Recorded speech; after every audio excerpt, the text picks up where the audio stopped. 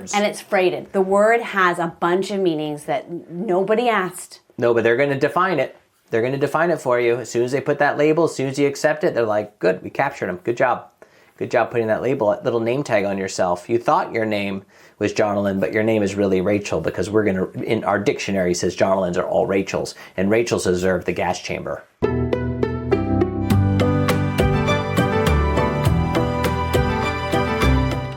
Welcome to our back porch. We are two authors and artists, happily married for over 20 years, parenting two boys and sharing glimpses of our lives with you. Lean in and listen to our unedited conversations as we share on art, parenting, politics, culture, and how our Christian faith colors it all. I'm Dale Fincher with Jonalyn Fincher. She's here with me. And this is our back porch conversation.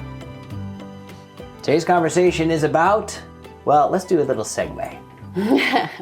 Well, first, I'm just so glad to be recording these with you, because it's been at least, 10, 12 weeks. It's great to be back at it. Yeah, you're right. It's been about Before 3 Christmas. months. Yep. And you decided to run for a special election, and that just sort of slowly and steadily engulfed our lives, and it was a deep dive of learning what it's like to run for office in New England, of all places, where people take politics very seriously. And At least in New Hampshire. yeah, and they should take it seriously. Everybody should. But we've emerged from that, and there are certain things I noticed. I really missed this part of my life while we were doing. Oh, our conversations. I did, and it feels to me like a reminder of how we work together when we were talking about things about God, and how hard it is to be a sober-minded, intelligent Christian who doesn't really fall prey to all the trends and the reactiveness. And that's actually why I really wanted to talk about the problems of Christian nationalism, because suddenly Christian nationalism has become front and center for so many people. Very confusing to many people. And I thought an episode dedicated to it would be timely. I think that's wise. You know, it's running for office has been an interesting experience as far as it relates to podcasting and doing this podcast, because I have my own opinion and views on a great many things, and if I were to just simply summarize what those views are to the average person in this town or any town, they would look at you like a deer in the headlights, like, what does that even mean? Or they would be like, that sounds like something that I don't like and I'm afraid of. Or, I really love that and I want to run into it. But when you're doing this, when you're running for an election, you're trying to appeal to their broad base of supporters. Yeah.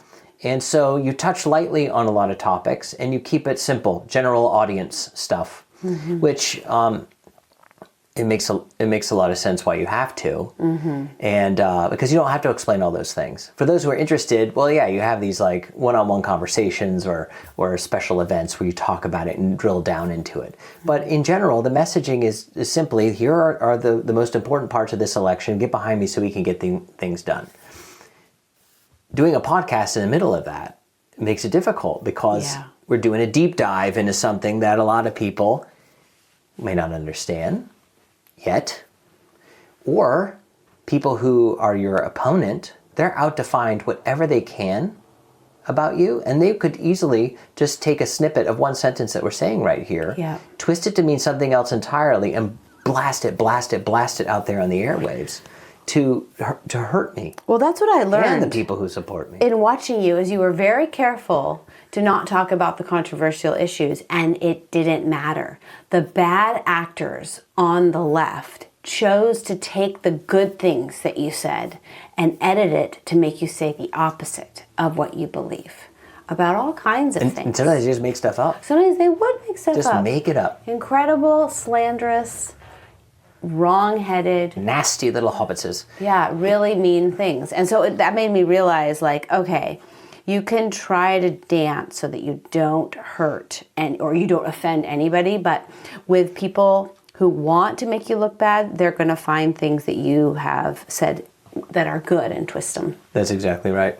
At the end of the day, because the day always does arrive at the end, you simply don't want to mislead or lead anybody astray who would be your supporter. A lot of these people that attack me, they're never going to support me. Yeah, that's they never true. would. They're trying to do is cast doubt on those for those who do. Yeah. And so you got to keep the conversation open and keep it going and talk about the things that matter for this particular election and try not to talk about a whole bunch of other stuff.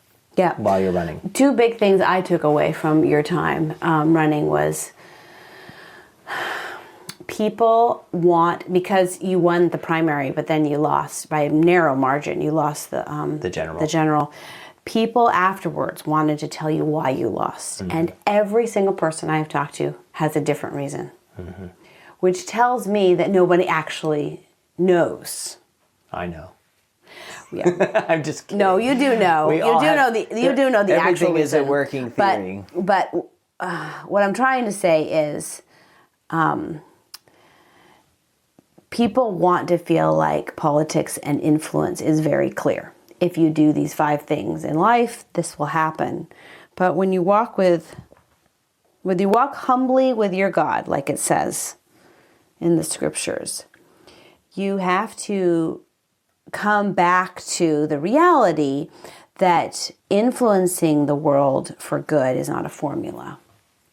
Good is always much more curious and interesting in real life than you would ever expect. And you're working with human beings that are very complex. Yes. And they have a short amount of time to make a choice about something. Yes. And most of them don't have a robust or well-developed political theory. And they don't know how to evaluate character. And there's just a lot of it going on. And for many, it's just about what's the felt need of the day. Oh, the taxes are too high. Let's talk about how we can lower them. Good. I like that conversation. And they'll run on it. I mean, you could even see it on the national politics. You know, what are the things that poll well? What are the controversies? Yes. And that's what everybody wants to talk about. When sometimes there are actually more important things to talk about. Well, that was the second point I was going to make, is I never realized that this was a verb, and you were counseled to do this, and I think it's super wise. If you're running for something at a local level, like you were, do not federalize your campaign. And that's what I found. A lot of people only wanted to talk about the federal issues, which you're not making decisions at the federal level. But and good examples of that would be like, what do you think of open borders? It'd be like, this is New Hampshire. We're not talking about, border patrol. Like, what do you think about Social Security? This is New Hampshire. We don't do Social Security. That's a federal issue. And those are examples of what federal issues are. Yeah. And it's very, you were able to answer all of them because you do have views on it, and they line up very well with, conservative constitutional ideas. But people weren't even aware of how much power they had at our level to be wiser about the budget for our town. That's right. And so people know I was actually running for state representative here in New Hampshire. Yes. For the legislature at our capital. Yeah, but you're exactly right. They don't realize that taxes are mostly set here on the local level, going to town meeting and voting on the town budget and the school budget every March. And that's the way it is in every town in New Hampshire. And it's phenomenal how many people don't realize that. Well, I didn't realize that. Well, I want to say there's people that have been here for 50 years that are still puzzled, like when they open up their tax bill and say, why are my taxes so high? But like, well, did you vote in March? Vote for what? Okay. Well, I didn't know until I moved here, because every state is different in how they run That's right. budgets. So once I moved here and learning about, it's very different. And it's there's a vested interest in keeping people ignorant and federalizing all the issues rather than noticing the power we actually have. And realizing what local politics is like is very exciting and empowering to me, even though it was also scary and horrible watching you go through this, because I sense the responsibility I've been given as a wife, a mother, a painter in this town to be a good steward of our resources, whereas there's very little I can do about the war in Iran. You're exactly right.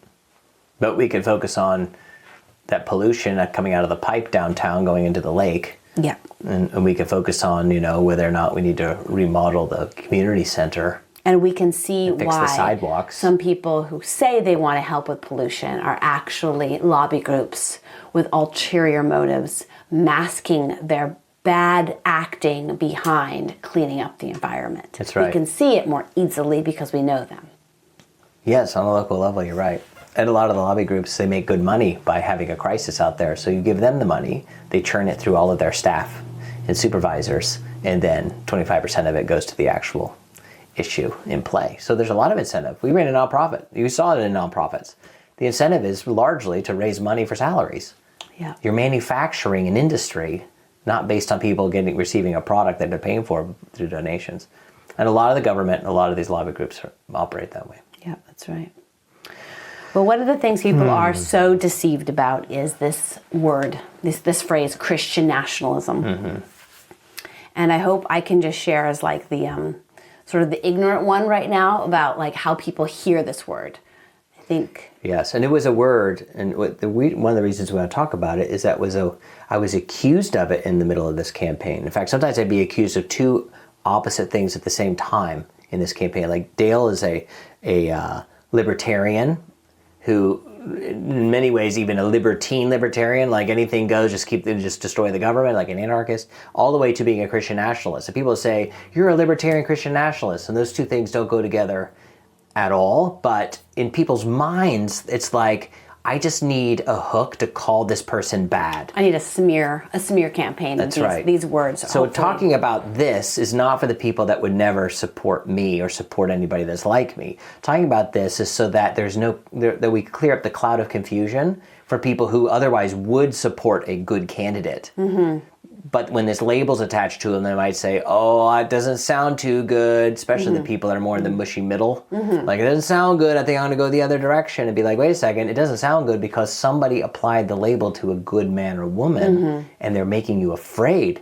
So don't fall into the trap of the enemy setting a trap for you. That's why we want to talk about the Christian nationalism thing in this particular episode. Because when you first hear the word Christian nationalist, it just sounds...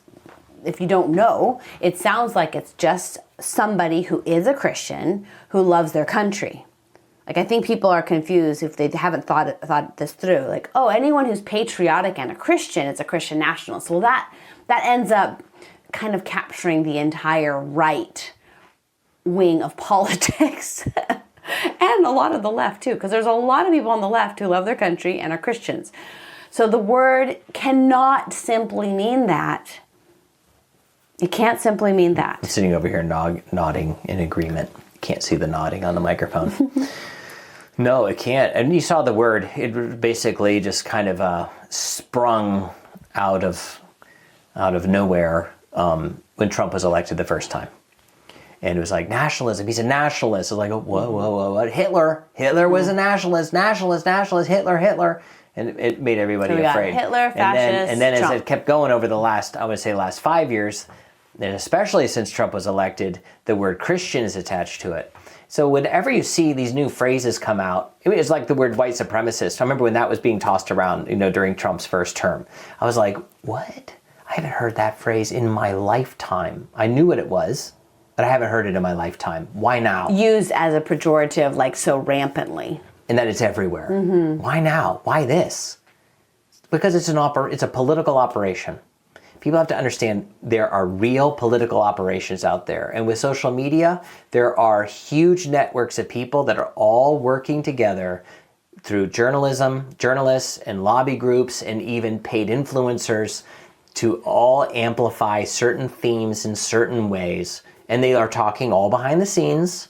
They're saying, this is what we're doing, this is what we're pushing, this is the new thing now. And if they can get it out there enough, the average person who doesn't know any better becomes a victim of the political operation. And they say, whoa, white supremacy is really coming on strong. Of course, it makes their own, if you're a Democrat or a progressive, it makes you be like, I knew it, I knew it was bad, which solidifies you in your bias. And then it makes the other side feel attacked. Like, what? No, what's going on here? What are all these bad words? Why does everybody hate me all of a sudden? So political operations are going on all the time. And this is why Rudyard Kipling's If poem, the very first one, first line, if you can keep your head when all about you are losing theirs. That's maturity. So whenever you hear new phrases and new things being thrown around, your first gut instinct should always be, hold up. I'm not accepting your phrase. I want to know more information about this thing. And I think one of the gut reactions that's very dangerous is for Christians to say, well, you're calling a Christian nationalist? Well, I'm a Christian nationalist. And people just grab hold of that label as if they're showing courage or pride. And what we want to say off the bat is, please do not grab hold of any label until you can analyze what it means, where it comes from, who started the movement, and whether or not you actually do agree. So it's always good to ask, what does this even mean? Because when you're dealing with subversive Marxist ideology, the activism that we see on the ground every day, the rainbow flag and the Black Lives Matter and all that, it's not really about the rainbow flag and the Black Lives Matter. Those are operations designed to undercut and get behind and so it can deconstruct culture and destroy culture. So whenever somebody, in a popular phrase used for this is really helpful, is that they will use your same vocabulary, like the word Christian, like the word national or a nation, but they won't use your same dictionary. So that you can use the word and you're both like, oh, we're using this word, we're passing it back and forth. Never assume when you're working with anybody on the left or even anybody on the right who has bought into those tactics. Never assume that because you're using the same word, you're using the same definition. Because a lot of times they want you to grab that label, and if you grab the label, then they continue to operate with a faulty definition, and before you know it, a whole group of people are boxed into a corner, and then their candidate wins, their movement wins, their new policy passes Congress. They do all this, and it's suffering for everyone because they were able to dupe the public into accepting labels, nonsense labels that they redefined along the way. Well, it's important because as a Christian, and I had a conversation with a friend today, it's very important for us to feel like, okay, as a Christian, I'm going to show up in my community, I'm going to serve, I'm going to volunteer, I'm going to serve on boards, I'm going to coach, I'm going to clean up the town, and I want people to know I am a Christian. But what this Christian nationalist label is doing, it's polluting any Christian who is willing to be quiet about their politics and not analyze how they are being sidelined. It's going to make it dangerous to even claim being a Christian because they're going to lump you in with these Christian nationalists. That's it, and that's the game. You got it exactly right. So if you want to distinguish yourself from them, which this is part of the reason we're recording this podcast, is you and I have seen problems with Christian nationalism for years now. If we want to disassociate ourselves with them, the other side is going to say, well, then you can't be a Christian. So we have to, again, go back to, when you say this word, Christian nationalist, how are you using that word? Is that for anybody who follows Jesus and loves their country? Is that how you use that word? When I first heard it, that's exactly how I thought the definition was. So like you're a Christian who believes in nations. Because that word started rising up at the same time that everybody was recognizing that globalism, especially global governance, was a problem because it was demolishing national boundaries. And then you have things like the UN telling independent sovereign countries like the United States how they were supposed to run things. You saw it through the COVID stuff. The World Health Organization running our departments? Like, no. You can give suggestions all you want over there, World Health Organization, but we're a sovereign nation and we make our own choices, just like all sovereign nations should. So people thought that sovereign nation meant nationalist. Because you have a nation, therefore you're a nationalist. Just like if you believe in globalism in the absence of all borders, if you believe in the global, you must be a globalist. If you believe in a nation, you must be a nationalist. And that's how the train of thought went. And if you are a Christian, and you believe in nations, a Christian nationalist, people will readily accept the label. Obviously, I saw just the other day on Facebook, somebody readily accepted the label. And I'm like, don't accept that label. Don't accept the label. That's somebody else's word. You have words. Use your words. And it's freighted. The word has a bunch of meanings that nobody asked. No, but they're going to define it. They're going to define it for you. As soon as they put that label, as soon as you accept it, they're like, good, we captured them. Good job. Good job putting that label, that little name tag on yourself. You thought your name was Jonalyn, but your name is really Rachel because in our dictionary says Jonalyns are all Rachels, and Rachels deserve the gas chamber, or whatever it is, how they play the word game. So let's just start very clearly saying Christian nationalists do not mean a Christian who believes in nations. That's not what the word means. 100%. Exactly right. But we first we would look at our founding fathers and we would not say that they were nationalists. But they obviously believed in nations. And they believed in the Christian worldview. Well, I think it's time to fill up this word, this phrase, what it actually means. Can you explain what the word actually means? There are different ways in Christian nationalism themselves. Different ones would explain it with different versions. So getting into the weeds of all the different versions are not as helpful. So if on the very basic level, if somebody were to say, do you support Christian nationalism? My reply would be, I don't support any nationalism of any kind. Let's just remove the word Christian from it altogether. Because again, they're trying to isolate you out.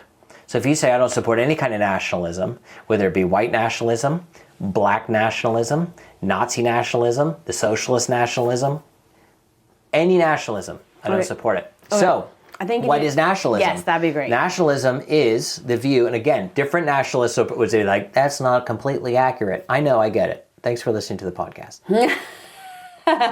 In general, the concerning side of nationalism is it's a tyrannical system of government that oversees a nation state, that the identity of the state itself has to do with the culture or ethnicity or the continuing survival of the state itself. In other words, your nation is your reference point. And some people could say, oh, I'm from Ireland, I'm Irish, it's my homeland. But a national Irish person would say, yeah, but the nation, the way we have organized everything on this land is the identity. The homeland thing is just a fun little thing for you to say. But if you don't identify with the nation structure that we have created right here, this tyrannical of you behaving this way, thinking this way, involved in our systems this way, then you're not Irish. Okay, so would you say it's fair to say nationalism requires sort of a monolithic or unanimous definition of what that nation, what are the essential ingredients to be in that nation? Yes, that's right. Okay, so it requires some uniformity of thought. It requires uniformity.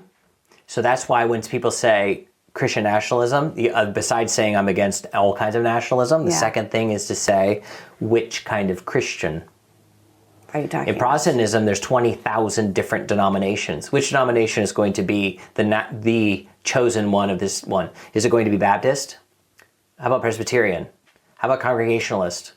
What about, Unitarian? Now we're moving outside, traditional Christians. How about Mormon? Jehovah's Witness? We're going to import maybe some from England and call it Anglican? What are we going to do here with all of this? So one, I'm against nationalism. Second, which Christian nationalism are you even talking about? Because whatever is in charge imposes its view of the Bible, its view of religion, its view of its magisterium upon the entire nation for conformity. Okay, so I got some examples from history that I think will help people understand why nationalism is a huge problem. And it's going to be easy for people to see the problem of this because it's from Nazi Germany. So when Hitler was in charge, he put together like these treaties or these booklets of how a home, a truly German home should be run, and the proper roles for a woman. And now I see that is a great example of nationalism because it's saying we know what women should be. No, we're not going to have a variety of single moms and moms who work part-time with their husbands and moms who are career moms and their husbands stay at home with the kids. No. There are 3 areas that the women should be concerned in: church, kitchen, and children. Those are their 3 domains of women. And that is the Uber woman in Germany. And I think the thing that's kind of confusing to me is that most forms of communism seem to be very similar to nationalism. But the way it's framed in the public view right now, nationalism is being called, and people have tried to make Hitler seem like he's far right, which I don't see that in the independent thinking of Republicans.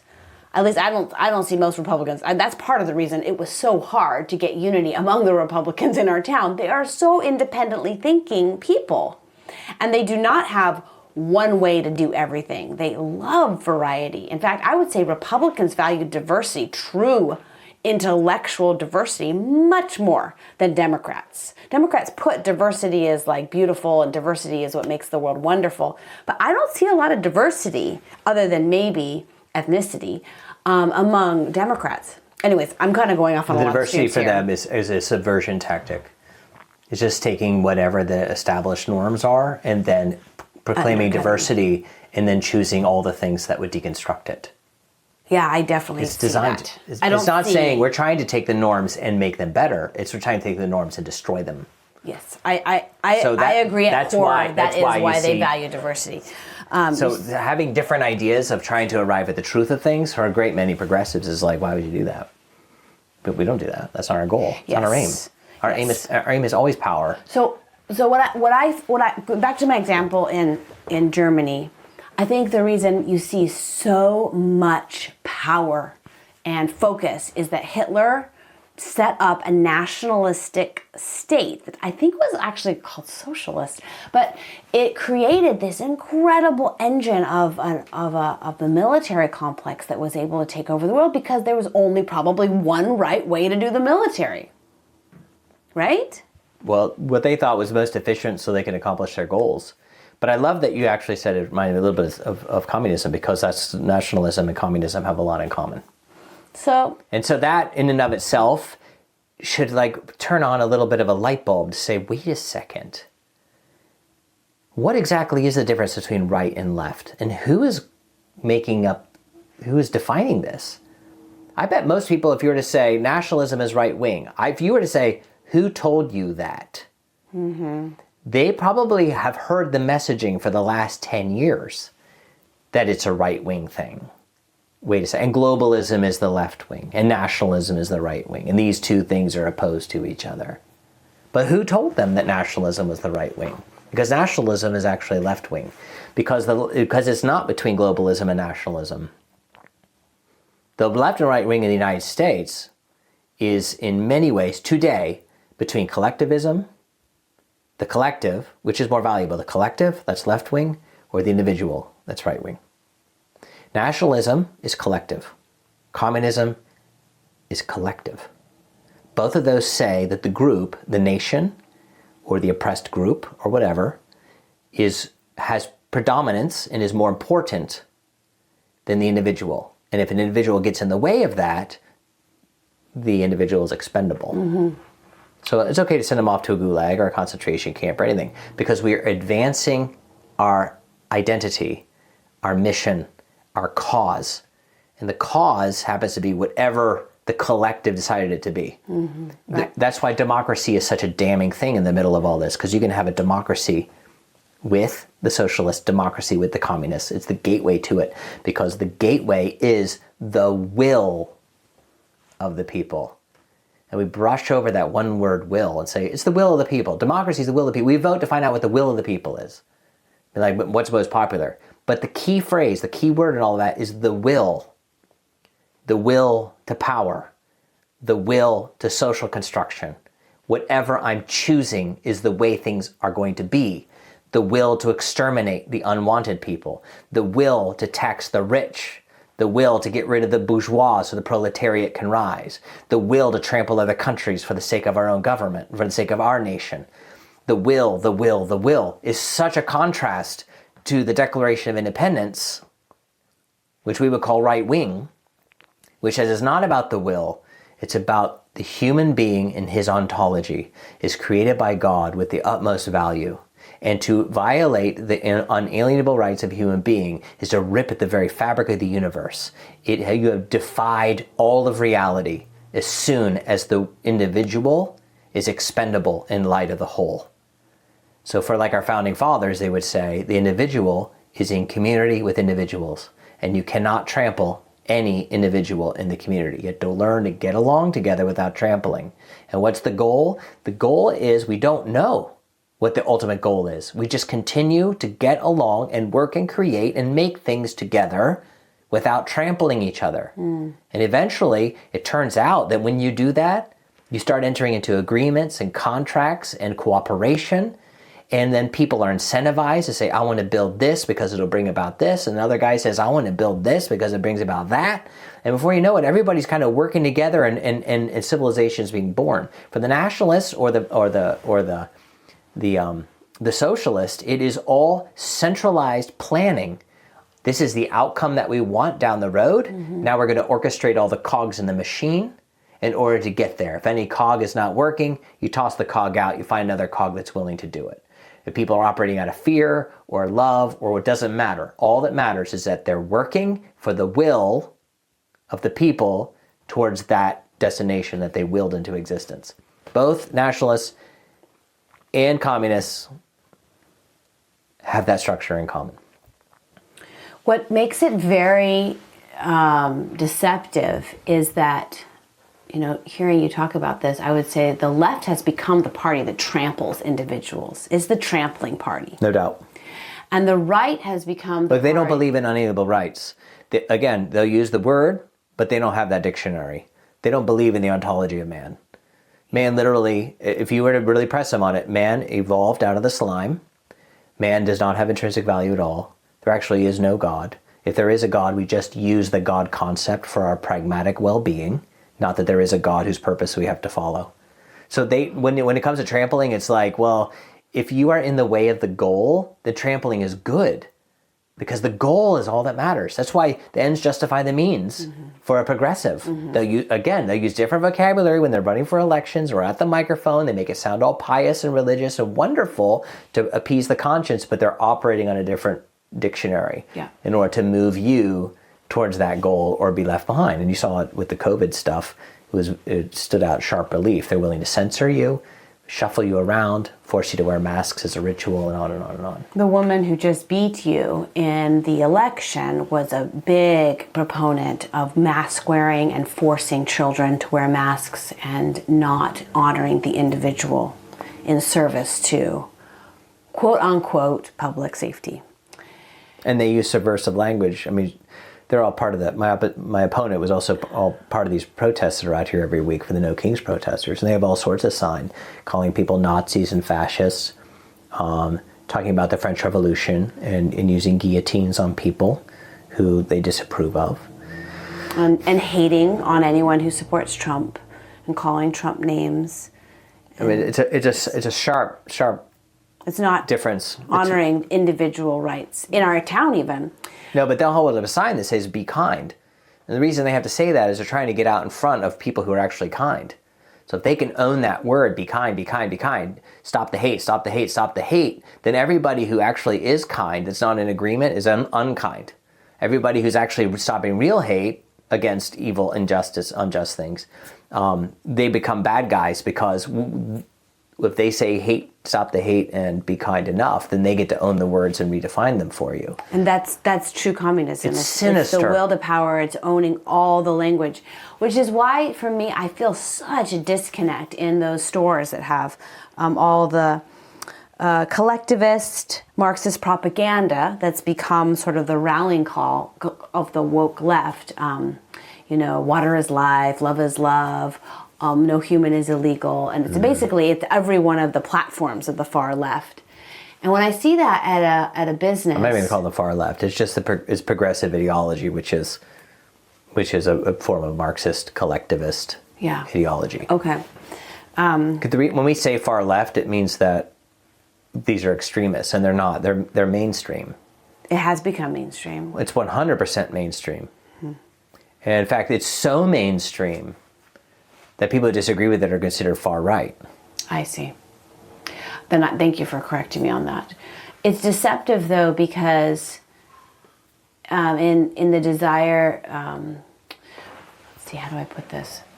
Transgender is a great example because people who are trying to stand up for trans rights and stuff like that, they make it sound as if they really care about the individual. They really care about the struggle of this boy who really believes he's in the wrong body and he is actually a girl. But they only care about a very small sliver of what it means to be human, and that's your desires and your emotions. They're not allowing people to even talk about what it is like to chemically or surgically destroy these children's capabilities to enjoy their fertility. Can I pause you for just a quick second? Yeah. They don't even care about your desires. They're using them as a tool to destroy real desires. So when they say, oh, we really care about the desires of this person who felt like that they were a girl in a boy's body or whatever. Mm-hmm. If you were to say, let's say a couple years down the road, that exact same person were to say, actually, I was a boy in a boy's body and I was wrong. Mm-hmm. And I need to detransition out of that. Mm-hmm. The amount of hate and vitriol and everything that goes against them, because those desires actually are not honored. That's a great point. It's a huge tell when your desires are only honored in one direction. It's kind of like saying everybody's a Nazi who's not a Democrat. Everybody's a fascist who's not a Democrat. If we really had to get down to the definition of any of these words, mm-hmm. you find out that they're just simply not a Democrat or not a progressive. All the words and all the desires and all the labels are all designed to push you into a political alignment. They're not there to help somebody become more human or understand what their desires are or to get in touch with like you said, the definition of being female is owning a female body, owning a male body. Those are those are not questions of real interest and curiosity. It is, how can I just deconstruct something so that I can possess it and own it and move people in my direction? It's wicked. I know you had a point to that, so I'm sorry. I just wanted to clarify. No, I'm glad you brought that up because that's very important. We know people personally who have tried to change their mind about their desires publicly and have been shamed and sidelined, just like you were in the election. It's the same vitriol. So what I wanted to say is I find it really helpful when I go into like a shop like I did today, and I see the girl behind the counter. She's just a teenager, my son's age, trying to make boba tea. And on her wall is this Marxist propaganda. Yes. And I made eye contact with my son, and we were like, oh, that's so sad that's up there. And then I want to say to do you believe in all the things here? But I think, no, she's just hired by the owner who required that they put this up for their own virtue signaling. And to really get at the problem, the actual owner probably hasn't even analyzed any of these statements deep enough to realize you're standing against human, inalienable rights of the individual that you claim to care so much about until you have been, and here's the word we use all the time, you have been captured. And so we're creating this podcast, this episode today to say you do not have to be captured. So when you hear Christian nationalism, ask yourself, what does nationalism mean? It means that there's one uniform belief about what all humans in this state have to be, have to believe, have to conform. Yep. Top-down, authoritarian rule around a certain set of beliefs or structures for that nation. If you don't comply by it, then you're out. And communism is the exact same way. So nationalism is totalitarian uniformity. That's right. And the Christians... The identity is around the state, whereas for communism, the identity is around the oppressed person. Yes. Okay, that's excellent. The proletariat, they would call it. Class consciousness, gender. Right. Race. So the problem with Christian nationalism first is that you don't believe it. I don't believe in nationalism as a political ideology. It's not respectful of God creating individuals. And if you add the word Christian to it, the next question is, well, what kind of Christian is creating this sort of top-down uniformity? Because there's lots of ways to be Christian. Right, and there's a Catholic version of this, or Protestant versions of it, Pentecostal versions. There's different versions of people who actually hold to these views. And it seems to me very fringe to assume that there's one way of doing Christianity perfectly, that you would enforce it across the board for a nation state. And I remember it was like probably at least a year ago, you and I started noticing, like, why are so many Christian nationalists converting major influencers. Why is Christian nationalism being pushed? And I have friends who believe it, and I think to myself, how could you accept this? This is so wackadoo. All of a sudden. And then you pointed out, and I hope you can explain this, how there is a vested interest in as many Christian influencers jumping on this bandwagon because it marginalizes Christians. And out of the desperation of feeling like everything's going to hell in a handbasket, we just need to enforce our rule. This is exactly what the enemy always wants. It's the Pharisees' way of life. Everyone is now going to be told what to do with all their money, their marriage, their sexuality. I love that you said that. What you just sneaked in there was all of these Christians feel marginalized, oppressed, and they need to rise up against the machine. That is the Marxist dialectic. But you see it. I didn't even mean to say that, but you're right.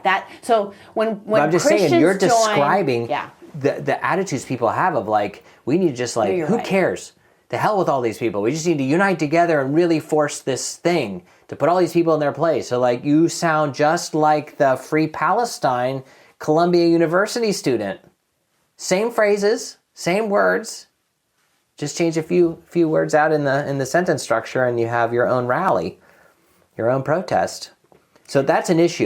There's one other point I wanted to make about this because I don't want it to get by me before. Yeah, please do. Please do. So there is in our town someone coming to town to give a lecture on the dangers of Christian nationalism and how they're a threat to our democracy. Now, immediately when you hear somebody coming to town to talk about all the dangers of this, it's okay, we'll see. What's this about? But when they say it's a threat to democracy, boom, now you got the progressive language. It's already inserted. We already know where it's coming from. We already know where it's going. This is a progressive. This is a communist or somebody who accepts Marxist ways of doing things. The will to power. Whenever people bring up the democracy stuff, it's the will to power to push it in that direction. Okay, but democracy used to mean, making the world safe for democracy, and we're going to war to make the world safe for democracy. Democracy used to mean the American way. Shouldn't be. Shouldn't have been. It used Our to. Our founding fathers wouldn't have agreed with that or anything. But it was a short catchphrase. It was used by a lot of presidents in your your lifetime. Yes, but it was used wrongly. It was wrong. What did they mean by it? What it has come to mean is it's the will of the people to rule in their countries. I thought it used to mean we don't want dictators. We want people to be able to vote. That's it. You mean nationalism versus communism? No, I think democracy used to mean stop forcing people into a dictator. But it becomes a dictatorship of the people. That's yes, this is the Federalist Papers' big issue is the tyranny of the majority. I just want to say the word itself. No, go ahead. The word itself was put in a bath of alcohol and stripped of its real meaning to try to make it to a catchphrases for journalists and political speeches. Scriptwriters, But it was wrong. Just to simply say democracy means people get to vote, that's not what democracy means. It's the will of the people towards a willed end. And it's a collective group, and everyone else be damned who is in the minority of voting for this particular thing. Because every single place where they say we need to have a democracy, they would go in and say we have to establish a constitution for our government. As soon as they establish a constitution, the democracy thing now takes second place. You're right. Now when you have representative government, now it's actually a constitution with a republic. Yes, I agree. Now you want a constitution that agree. is grounded in the ontology of man. That man himself cannot be violated, the individual. And that's what the Declaration of Independence is about, and that's what the Statue of Liberty holds in her hand.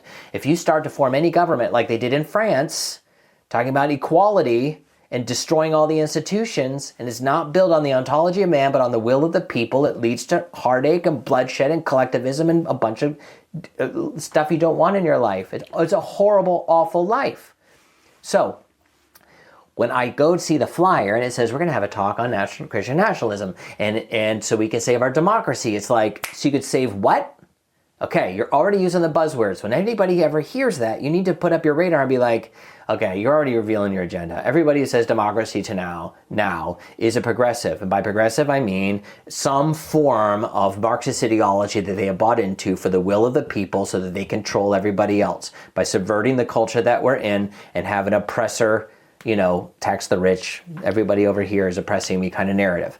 So they're coming into town. They're going to give a lecture on Christian nationalism and how bad it is. And they send out a little, flyer. And this is the phraseology. They use it in very vernacular terms. It's like, if you're a Christian and you don't believe that these bad people, these nationalists, Christian nationalists shouldn't take over the country, you need to speak up because they're trying to take over your faith. And you need to speak up for your faith because it doesn't belong to them. Justice and compassion doesn't belong to them. It belongs to you. So you need to speak up against nationalism, Christian nationalism. Now, I look at that and be like, first of all, it's brilliant marketing. It always is. Never think the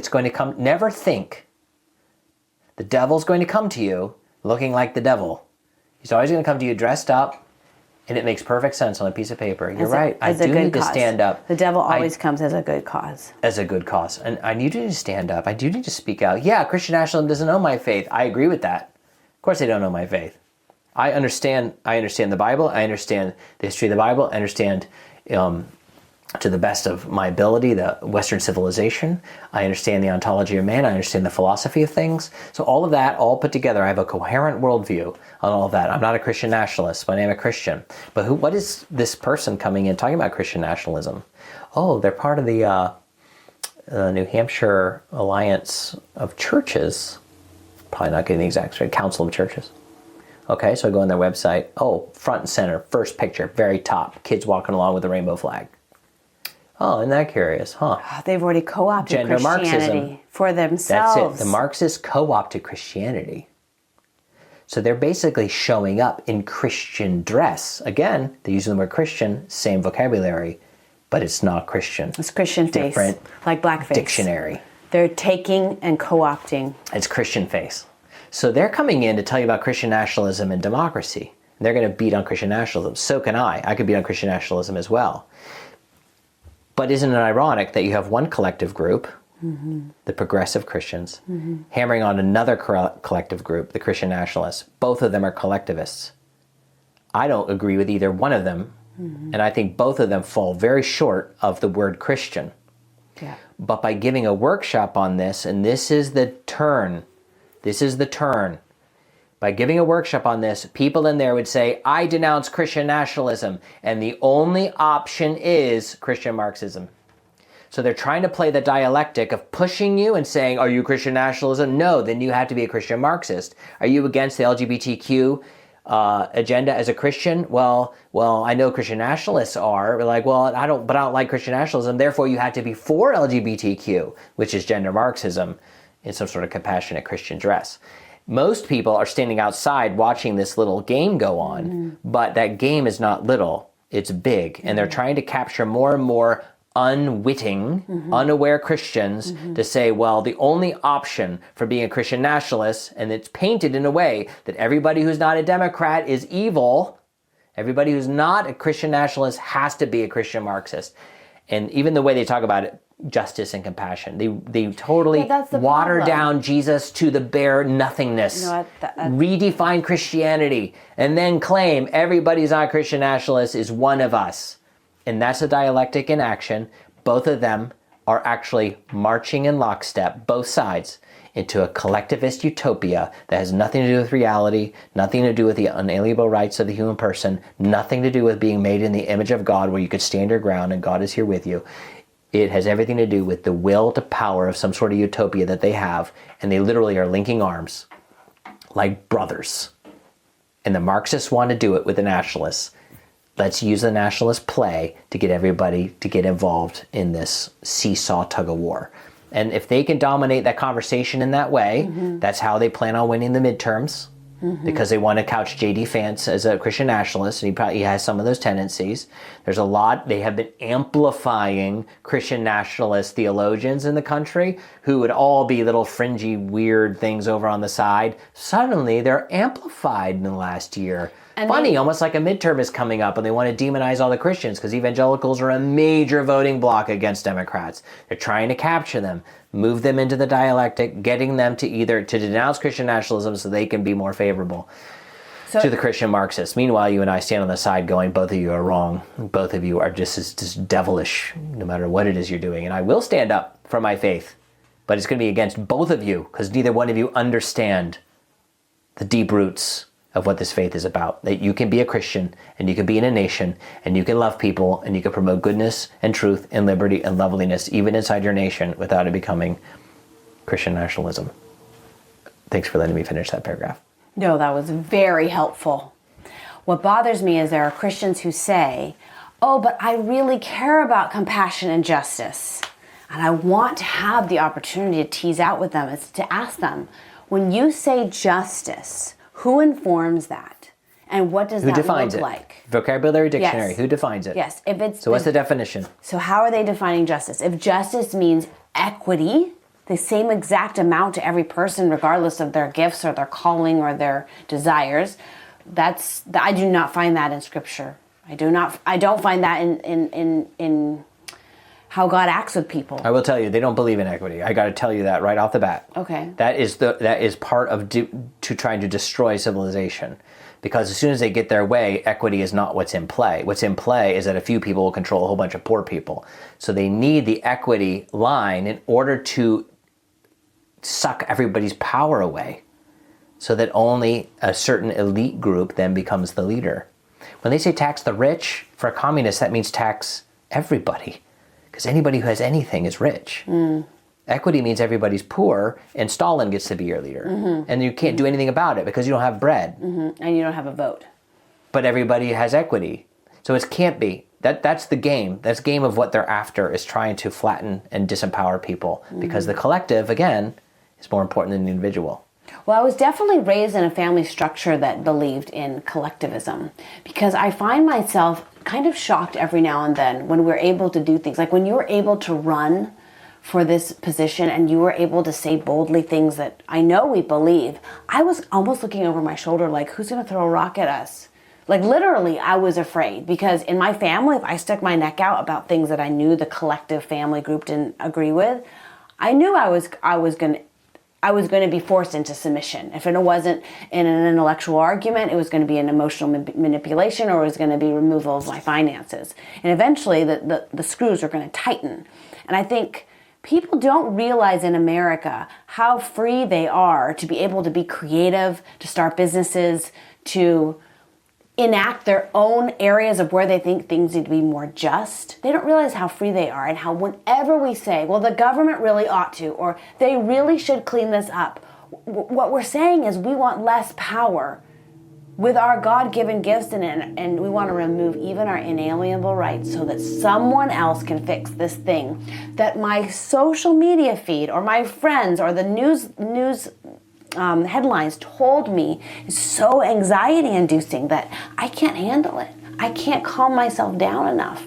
And I'm willing to give over all of my power and creativity so someone else can fix it. You're giving your God-given power and creativity over to a mortal. The thing that God has entrusted to you. That's a dangerous place to be. I agree with you. So for justice, for a Marxist or a nationalist, would be whatever fulfills the cause of the will of the people. So if a Marxist has a particular agenda they need to navigate in a city, then they just find out or create a marginalized person, and they call it justice because they need that marginalized group in order to manipulate and get the thing that they wanted. Justice, according to the Declaration of Independence, according to the way the United States was founded, was justice is setting things right the way they are. Nobody's expendable. That's why killing is unjust. In a Marxist or a nationalist framework, killing may not be unjust at all. Well, you see that because they allowed Antifa to march during COVID, supposedly at a time when you were supposed to be staying inside to save lives. Excellent point. And compassion means having high level of tolerance or approval towards people that are deconstructing society. It doesn't mean to suffer alongside someone who's actually suffering so that they can realign themselves with the way the reality is. At the end of the day, if I had to give a summary statement, the goal of our lives, according to the Christian story, according to the Declaration of Independence, which I like referring to that because people think that that's like a neutral ground and not a Christian document, even though God is mentioned all through it. The ground, the way the United States was founded, The goal is to conform yourself to reality, the truth and goodness. You need to be free, liberty, in order to do that. The goal of these collectivist ideas, nationalism, communism, whatever it is not to conform to reality. It's to conform to the state, to conform to your class consciousness, to conform to the collective. Those are manufactured. They're made up. They're made out of thin air. That's the word. Ideology is the idea of like an idea that came out of thin air and we're all going to follow it. Versus reality, which is what common sense was all about. Reality presenting itself to you and say, oh, I need to conform to the way reality is. Both these other groups, the Marxists, the nationalists, whatever, think reality is oppressive. And you need more and more technology to overcome reality. Because it stinks. I can't get what I want when reality keeps getting in my way. I want to have unmitigated sex, so we need technology to create the pill. We need to create technology to have abortions that don't kill me, for example. I need to have all these, I need to have medicine to help me lose weight. Like reality's pressing in saying, eat healthy. No. I want to eat what I want. I need the pill. The group wants to do what it wants to do to create this utopian society.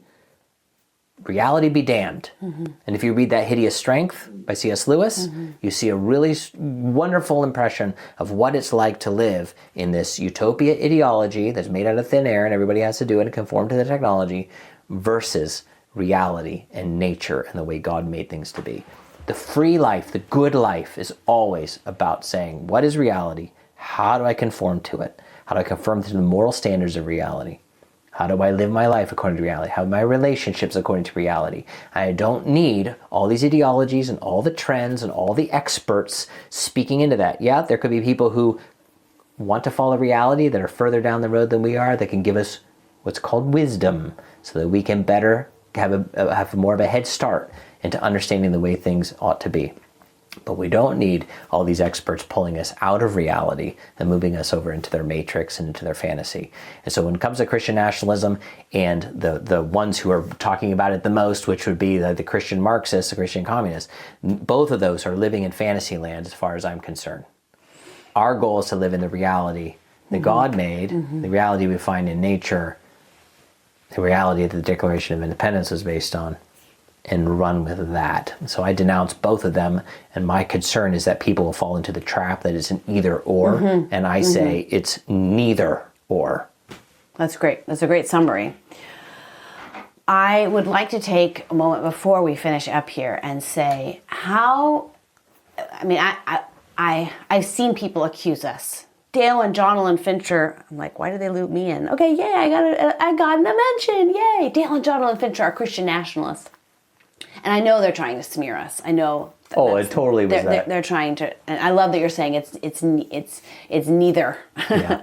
But what did these very fringe and we would say wrong-headed Christians, you told me a little bit about what they believe, and we haven't talked about this. This is why we think it's a problem, is they're trying to take their version of Christianity and turn it into some sort of new constitution that they want to write for America. Like when you told me about this, I was like, what the heck? I think pure Christian nationalism wants to erase the Constitution and have set up their own new set of laws, not grounded in the ontology of man, but grounded in some sort of ideology based on whatever Christian version you have of it. So if it's like leaning more towards a messianic version, they're going to they want to enforce all the laws of the Old Testament. If it's Baptist, it's like everyone has to Imagine going to a college that's baptized. 100% a Christian college and they want to police every thought and every behavior that you have. That's a taste of what it would be like. Just like when I described it to my friend who defected from Czechoslovakia, said, that sounds just like communist country. Like, ding, ding, ding. Well, you've lived in a Christian nationalist experimental small organization. You have. 5,000 people. You have. And another great way I would just say it's a cult, a sociological cult. So as far as I can tell, Christian nationalism is setting up a cultish behavior. That's right. A cult system and trying to enshrine it with its I'm putting this in big quotes, I'm going to say pseudo-Christian constitution. Yeah. That's what Christian nationalism. Yeah. Some will say Christian nationalism is just don't- having Christian influence in culture and even in laws or whatever. I'm like, that's not Christian nationalism if you retain the Constitution grounded in the ontology of man, and there's freedom of speech and of the press and freedom of conscience for you to believe what it is that you need to believe. Because the only way you can arrive at truth and own it for yourself is if you have the freedom to choose those truths and follow the contours of reality and to discover them rather than have them invented. But you can't do that in a society that's being tyrannically impressed upon you. All you get is conformity and behavior, but you don't have true inquiry. You're going to kill the sciences, you'll kill the arts, you kill relationships, kill marriages, you kill everything that has to do with being human, because you need to have the free space to live into who you actually are in order to arrive at a healthy position on all these things. Well, I think there's a desperation among these fringe pseudo-Christian groups that are claiming Christian nationalism is a solution. I think they feel desperate that... And Christian communism, yes, go ahead. Yeah, they want to use the strong arm of the state to enforce people to behave what they think is the godly way. And in the process, they're doing... ungodly things. They are super ungodly. They're not only doing it in a hateful, controlling, hellish way, but they're enforcing things that they're not even sure. And that's not, how can they be so cocksure that this is the right way for everybody to live? I mean, it's incredible hubris. It's funny you say that. How can they be so sure? Like, who are they? And here we go again with this, the tyrant. The goal at the end of the day is not, the goal is not to be Christian. The goal is to have control. And that's a problem with both sides. Both sides. And what I know about Jesus and following him both sides are not fans is of that freedom. he does not find in his life, if you follow Jesus' life and you read it, and if you pray regularly, you know that the life of controlling other people is 180 degrees opposed to the way of Jesus. That's right. And so if people are duped into thinking Christian nationalism or Christian collectivism, either one of these, communism, is the way of Jesus, what that tells me is that we just have a ton of people who don't walk with Jesus regularly. I wholly agree with you. They don't know Jesus. They don't know who he is. They don't sit and actually study him and understand him. I mean, Jesus claims to be king of Israel. He is, but Israel is not nationalism. They have a king, and he respects his subjects. He respects them to walk. I mean, look at the law of Moses. People think that this is like, oh my gosh, these laws are so hard to follow. And you read them and you're like, wow, I can't believe what a light touch God has over all of Israel. There are not many laws. How many laws do we have in the United States? Gazillions. How many laws do they have in Israel? Like 650? This is not a difficult process. God has a remarkable, and most of his laws are about, a lot of it is about orderliness. Mm-hmm. And simple things about how to treat your neighbor well and how to have justice, and how if somebody's guilty, how you need to have a small jury of people to make sure you measure the facts. Yeah, because, 2 or 3 witnesses. Because truth seeking is the most important thing. But the individual is never clobbered. It's yeah, that's a beautiful thing about the law. But we would all benefit more from actually studying what the Bible actually teaches. The church is too busy these days reading all the epistles over and over and over again. And reading the bestsellers. You know what bothers me about this discussion we're having? What's that? Is that unless God really explodes this podcast, most people are going to see us once again walking the middle road like we did in many other things, is showing people this is wrong and then that is wrong. And let me show you there's a third way, is that humans don't want the third way. They don't want the way that requires regularly seeking truth and thinking. They just jump on the bandwagon. And like with patriarchalism, also known as complementarianism, and egalitarianism, when we try to show a third way with gender studies. Which is grounded in the ontology of man. And woman. And woman, because the gender role thing is actually more of a nationalist enterprise. Yes, it is. When we tried to do that, neither side wanted it.